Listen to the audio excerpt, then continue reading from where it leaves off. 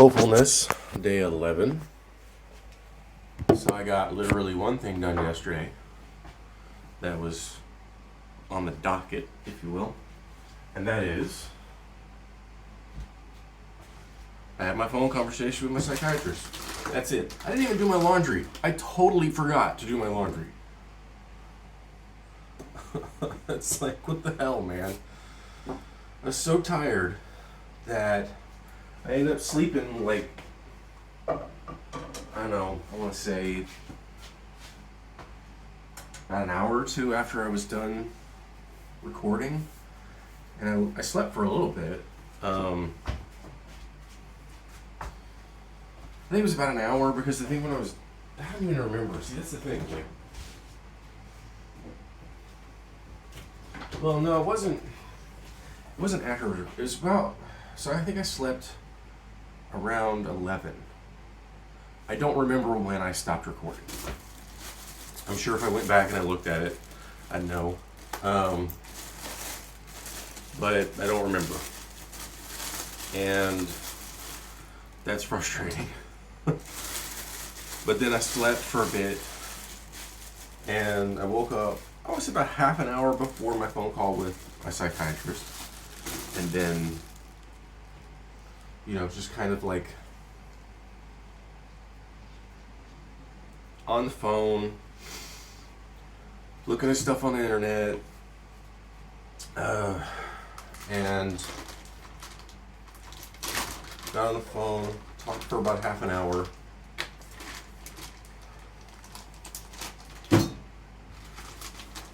She really doesn't know how to say the right stuff. That's the one thing. It's hard hearing it too. Like, it's good, but it's hard hearing it. How she's saying, like, well, these are big things. You've got this interview, which also that was the thing too that was supposed to happen today, but then didn't happen, or hasn't happened yet.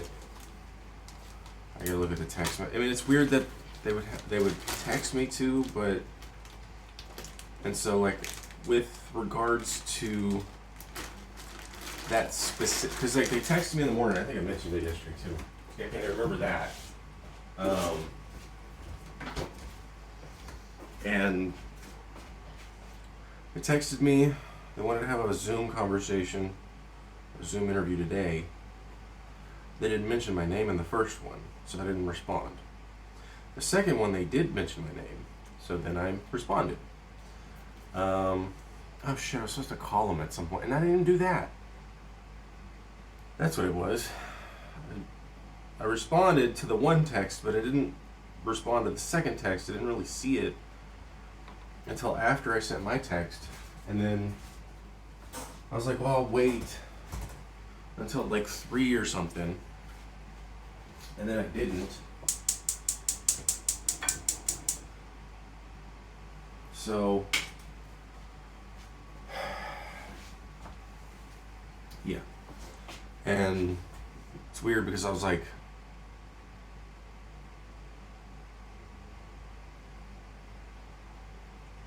so I was playing EverQuest, and that was the main reason why I forgot. Now, I could have played EverQuest and done my laundry. I'm not saying that it's all EverQuest's fault. It's my fault, of course.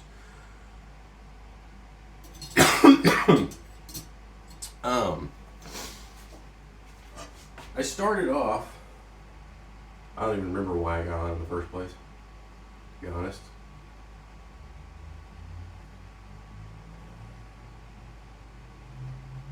Well, okay, so, well, it doesn't seem important in real life, and I mean, in essence, it isn't.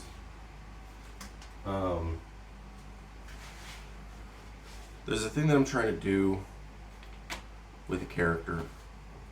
It's a literal scientific experiment that I'm trying to work with. Is it important? No. Not by any stretch of the imagination is it important. Again, it's not important in the real world. But it's a piece of information that I'm curious about, and I want to figure it out. And so I have to level up a character, a monk class character, to level 20. Now I already have one that is level 53. But the reason why 20 is important is because they have this ability where pure butter is just delicious, especially when it's been heated. And then if you boil off the water and brown a little bit, then you have brown butter. It's even better.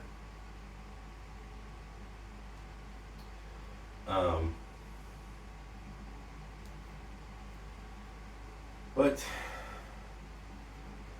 it's an ability called Mend, and it allows you to heal yourself for 1/4 of your total health pool, total hit points.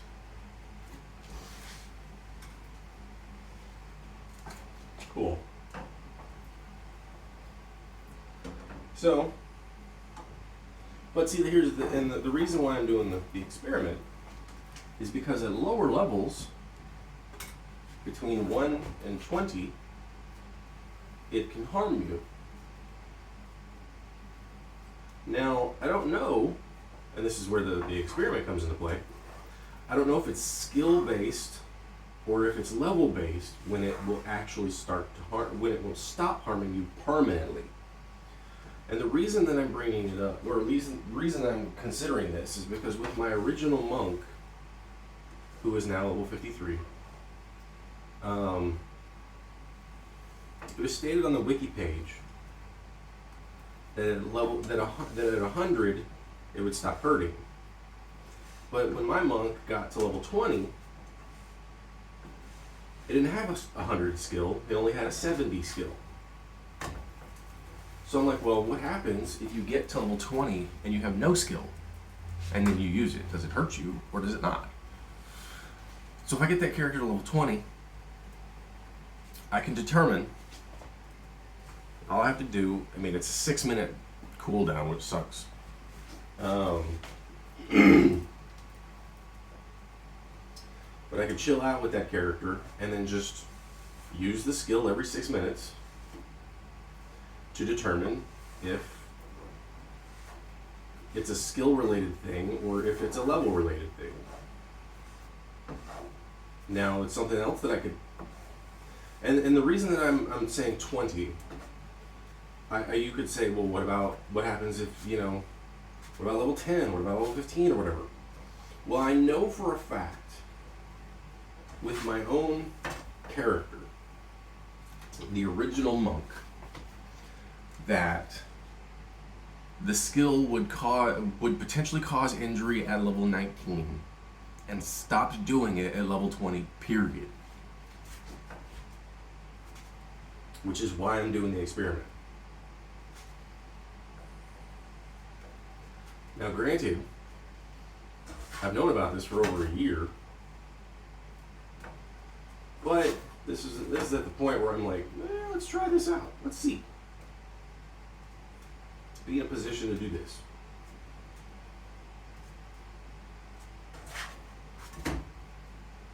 That's what it's done, it looks like.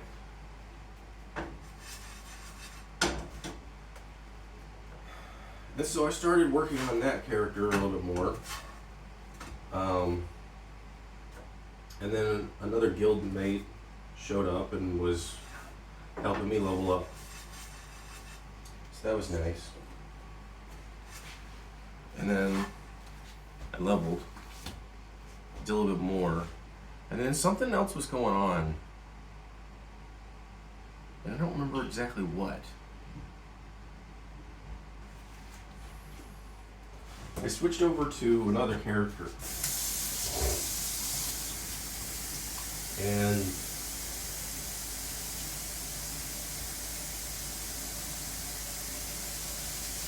I was using that one for a bit. This is the thing, I know that's the one thing about video games that can be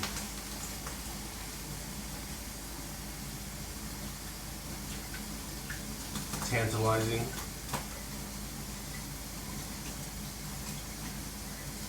And especially when,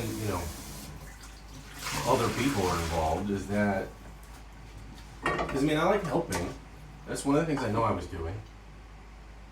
I was helping other people in some capacity or another. Like, the sad thing is, despite getting effectively nothing done yesterday, I felt really productive yesterday with regards to at least the video game thing. And that's part of the tantalizing thing as well. It's like, in real life, I feel so lacking in productivity. And even though that's what my psychiatrist was trying to tell me yesterday, was like,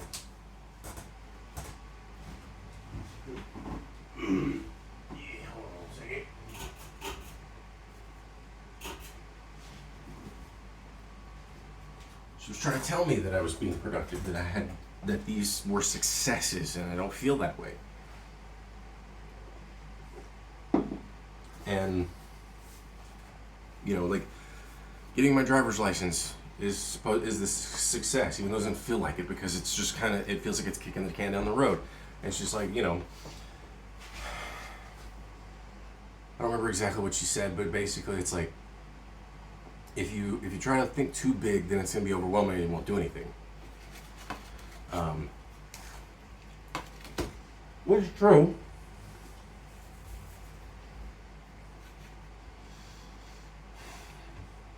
And with the nature of the naming of this series, changing it over to hopefulness, because there's hope, but it doesn't it doesn't feel that hopeful, to be honest. But it was an attempt by me to change my thinking about it and call it my own cognitive behavioral therapy. I don't know.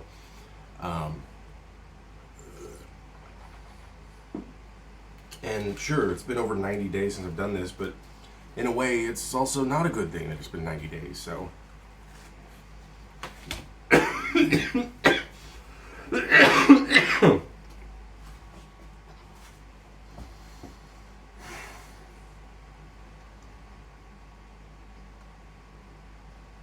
But, and obviously, I guess you could call her my landlady now.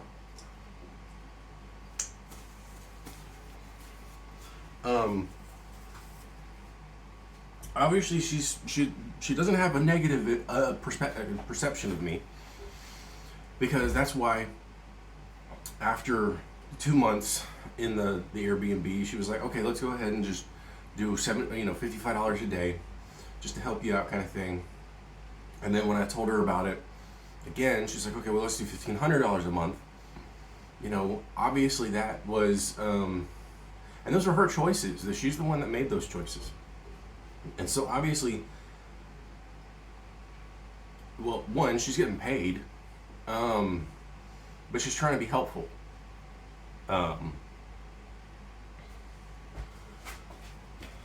And,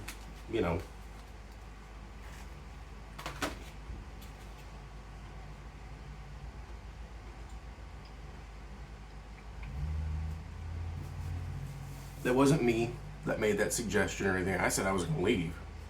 I was going to have to go somewhere else or something else. But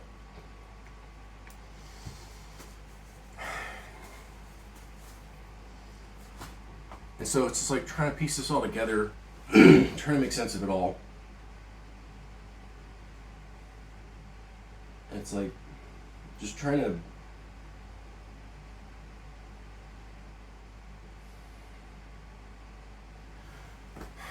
come back to being functional human. It's like I feel like I'm, looking at all of what I've been doing in the last couple months, I've been so opposed to so much of it for one reason or another. And maybe it has something to do with my life when I was homeless, and how if I get back to where I was before then I might put myself in that situation again. I mean, I don't know. That's just me spitballing. I mean, no, I'm not the same person I was 10 years ago. But a lot of me is.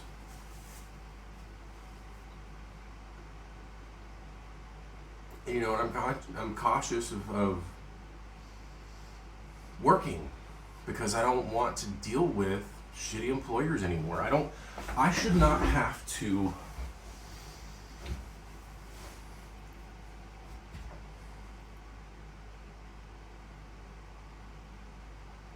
I shouldn't have to sacrifice my life for the employer. I don't want to sell my soul for the company store. Company stores don't need to exist. We don't need we don't need corporate towns.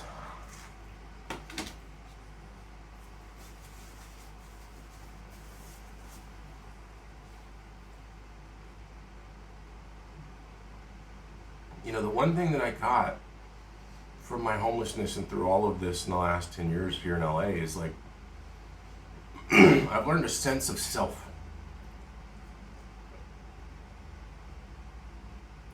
That I never knew I had. A level of self-respect and expectation for who I am as a person. I don't know if I could verbalize exactly what I've learned, but like, I don't take bullshit as much anymore as I used to. I'm still scared on a regular basis. But at the same time, like,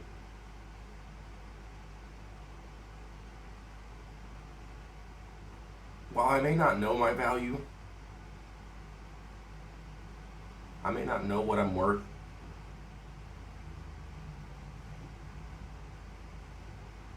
I know what I'm not. And I ain't anybody's bitch. And that might sound like I'm some entitled piece of shit. I don't fucking know.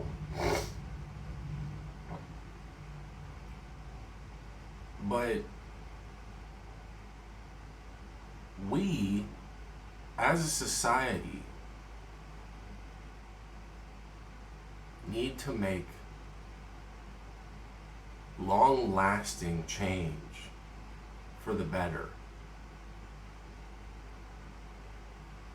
And I'm willing to sacrifice certain things and make myself incredibly anxious and uncertain and uncomfortable, it seems, to try and stick it to people who need it being stuck to. I don't know what I'm trying to say there. I thought it was going to come out sounding great, but it didn't.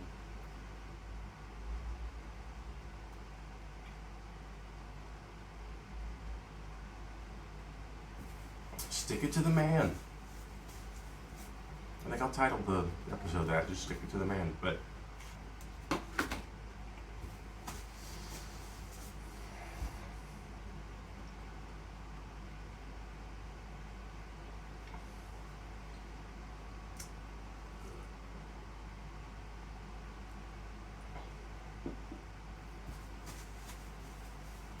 there's a lot of potential change on the horizon. And I want to be on the right side of history. Even if I don't feel like 99.99999% of the time that I'm doing anything.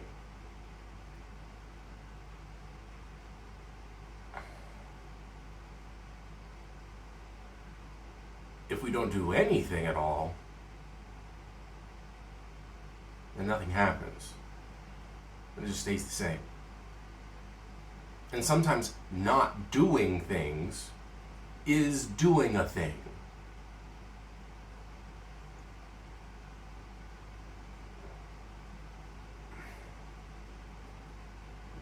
while I may not have much self-esteem or any sense of self-worth, I have garnered in the past 10 years a sense of self-respect.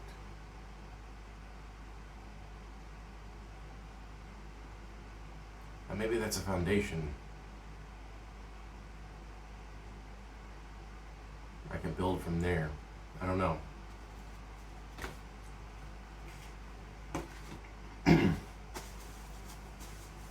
I'm not an inspirational or motivational speaker. I'm not.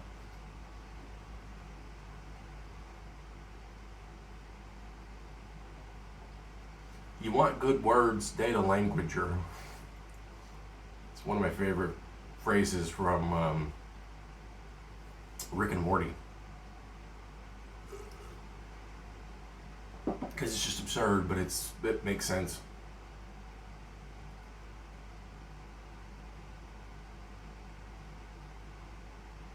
You know, call me an activist, call me whatever, it doesn't fucking matter. I am whatever you say I am.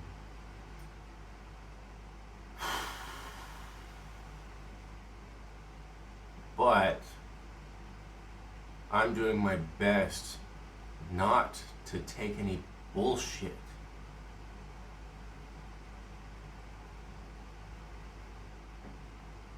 Part of that is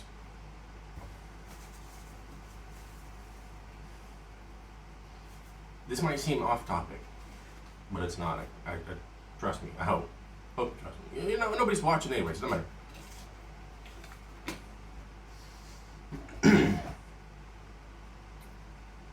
When you're in college, hell, when you're in high school, when you're in class, talk to your professors the same way you would talk with your friends, caveat with a bit more professionalism.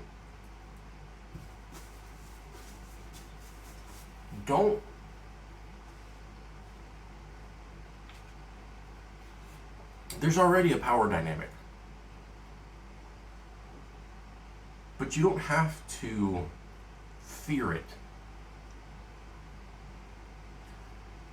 What you can do is bridge the gap. Talk to your professors and your instructors as if they're people, not authority figures to be feared.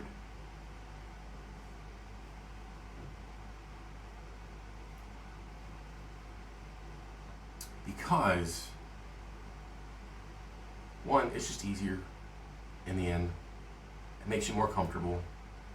The class becomes easier, the material becomes easier to absorb. If they are not reciprocal, if they do not receive and give back, that's different.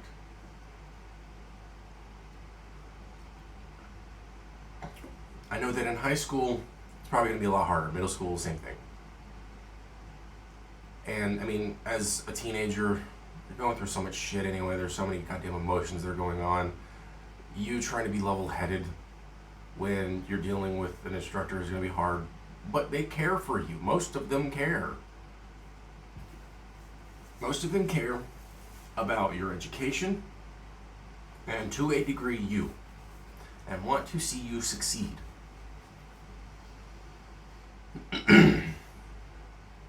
And if you talk to them, if you change your mentality about how you talk to a person,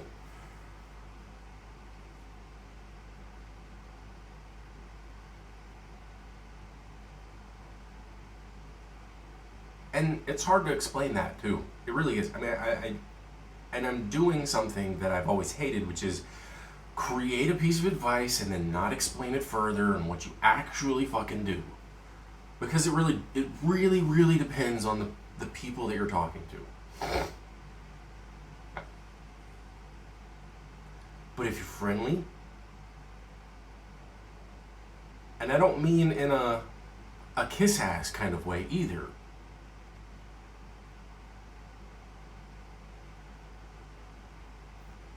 I don't even know how. I've learned how to do this by doing it, more so than anything. A lot of times throwing out jokes and testing the waters and seeing where, it's not even necessarily if they laugh, it's whether or not they don't respond. If they do respond, that response is very indicative. If they laugh, great. If they don't laugh, that's not bad. If they don't laugh and berate you for it, that's a very indicative thing of who they are. If you can chime in, and that information being relevant, which is difficult, especially when you're younger, because everything feels relevant sometimes, especially if you're ADHD.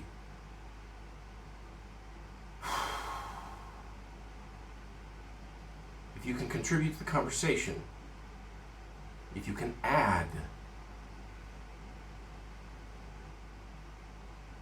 not by taking something that's way the fuck over here, but something that might be way over here, and you have the ability to bridge that gap. And effectively what you're trying to do when you talk in class, especially when you talk out of turn, a teacher will be accepting of it if what you're doing is essentially being like a teacher, not being an authority, being a teacher. You're taking information, you're saying, hey, wait a second, what about this thing over here? That's where asking questions comes. It's okay to ask questions. Everybody's, at least another person's gonna have the same question as you, in all likelihood. So it's okay to ask. Don't feel embarrassed. There's no such thing as a stupid question. Caveat, sometimes it's a stupid question, but that's when you're being a dumbass. If you're talking about history and you're like, but how does this have anything to do with math? That's a stupid fucking question. Unless math comes into the actual, unless it literally came into the discussion. Teachers like to have discussions. Professors, especially in college, but the reason I'm bringing this up,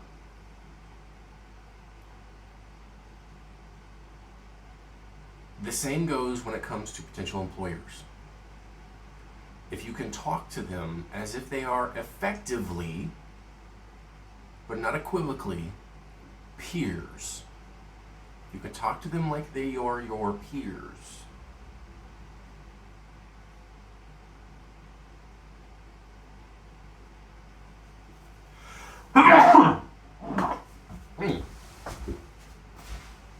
Yeah. More came out than I expected. And out of a different hole. If you can talk to people who are in a position of authority as if they are your peers, and that can take time, that can take experience, and take trial and error, but if you can do that, those interactions will generally be better.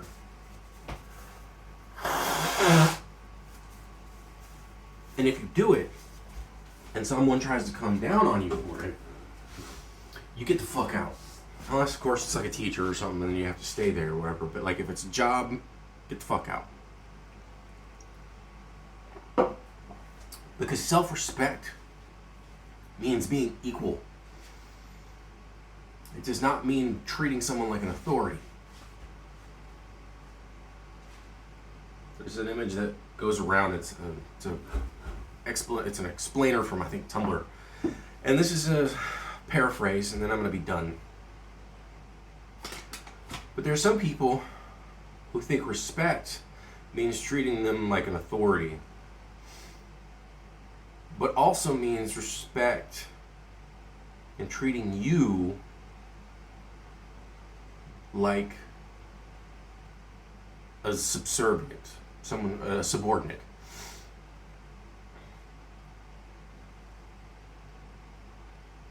And so they basically have two definitions of respect when it comes to receiving and sending out. And they feel as if they don't get respect. Okay. There's two types of respect out there, really. And there are people out there who think that respect means treating them like an authority, and then treating you like a person. And there are some people out there that if you don't treat them like they're an authority, they won't treat you like a person. When you find those people, you get the fuck out. Treat yourself with respect. Treat others with respect. And you will learn who to avoid and who to embrace. And as always, have fun.